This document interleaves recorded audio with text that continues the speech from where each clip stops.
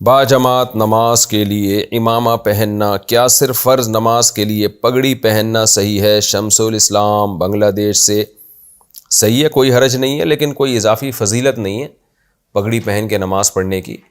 ویسے ایک وقار کا تقاضا ہے نماز کے، تو بہتر یہی ہے کہ آپ پگڑی پہن کے نماز پڑھیں۔ خاص طور پر امام اگر پگڑی پہن کے پڑھائے تو اور بھی زیادہ اچھی بات ہے، سنت کے زیادہ قریب ہے۔ لیکن یہ چیزیں کوئی الگ سے ان کی فضیلت حدیث سے ثابت نہیں ہے۔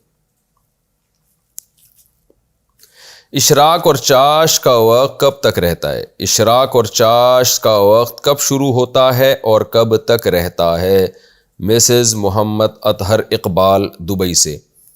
تو مشہور قول ہے نا، اس کے مطابق تو اشراق اور چاش الگ الگ نمازیں ہیں، اور اشراق کا وقت شروع ہوتا ہے جب سورج ایک نیزے کے برابر بلند ہو جائے، یعنی سورج جب طلوع ہوتا ہے نا، تو پاکستان اور انڈیا میں تقریباً 10 سے 15 منٹ آپ سمجھ لیں، 15 منٹ کے بعد آپ پڑھ لیں نماز، تو یہ اشراق کا ٹائم ہے، اور یہ رہے گا چاش کے وقت تک۔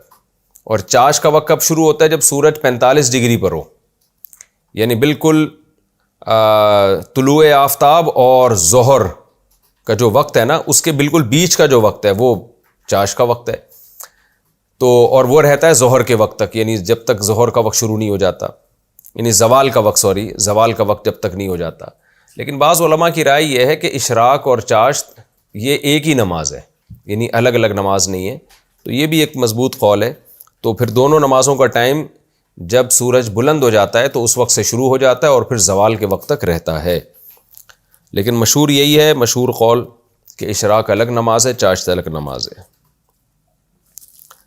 اسماء حسنہ کے مختلف وظیفے۔ اسماء حسنہ کے کیا فضائل ہیں؟ ان کے مختلف وظیفے یوٹیوب پر بتائے جاتے ہیں، کیا وہ صحیح ہیں؟ احمد صاحب انڈیا سے۔ دیکھیں، حدیث میں آتا ہے کہ ان للہ 99 اسماء، اللہ تعالیٰ کے 99 نام ہیں، جو اس کو یاد کرے گا جنت میں داخل ہوگا۔ تو ویسے تو اللہ کے لامتناہی نام ہیں، نام سے مراد ہیں صفات اللہ تعالیٰ کی، تو ان کو ناموں سے تعبیر کیا گیا ہے، تو وہ تو لامتناہی ہے۔ لیکن حدیث میں آیا ہے کہ 99 نام جو یاد کرے گا تو جنت میں داخل ہوگا، ایک بڑی فضیلت ہے۔ تو عام طور پر قرآن مجید جو مصحف چھپے ہوئے ہیں ان کے شروع میں 99 نام لکھے ہوئے ہوتے ہیں، تو وہ علماء نے احادیث سے اور قرآن سے اخذ کیے ہیں، تو وہ یاد کر لینے چاہیے، یہ فائدے کی بات ہے۔ ان کا ورد کرنے میں بھی کوئی حرج نہیں ہے، اللہ کی کبریائی ہے اس میں، اللہ کی تعریف ہے ان ناموں میں۔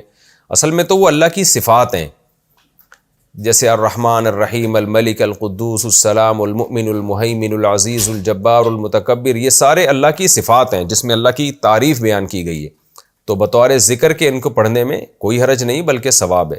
باقی آپ نے جو یہ پوچھا کہ یوٹیوب پر بہت سارے مختلف وظیفے بتائے جاتے ہیں، تو یوٹیوب پر تو جو وظیفے بتائے جاتے ہیں ان کی کوئی حیثیت نہیں ہے، ایک سے ایک پھینکو پڑا ہوا ہے یوٹیوب پہ، چینل کو گرو کرنے کے لیے وہ کچھ بھی بتاتا رہتا ہے اور لوگ لپیٹتے رہتے ہیں بیٹھ کے۔